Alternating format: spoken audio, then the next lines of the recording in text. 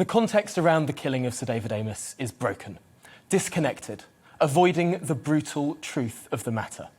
As time goes on, we're learning more and more about the details around Friday's horrific attack, and it's become clear and more clear that this was not a killing inspired by nasty tweets, anonymous social media accounts, nor even the deputy leader of the Labour Party calling Tories scum.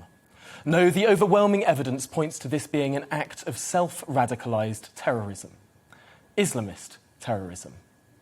The response from so many quarters has been to talk about civility, and while making that point is clearly necessary on so many occasions, in this response to this killing, it feels wrong.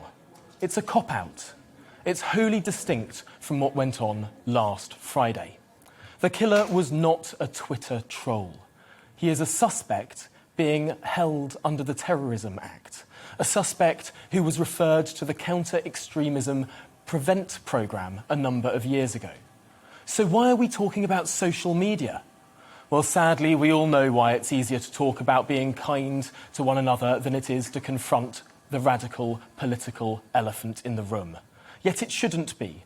Confronting the threat of Islamism is vital in any liberal society. Defeating Islamism should be a higher priority than avoiding or causing offence. This isn't about race or nationality or even privately held religion. This is about an evil political ideology called Islamism. An ideology too many are too weak to confront. Islamism is not about what God you as an individual choose to worship. It is the warped idea that your religion must be imposed upon others, on society as a whole, by terror and by force. That everyone must follow medieval rules and roll back centuries of social, academic and technological progress. Yet, sadly, somehow it does take political courage to confront Islamism.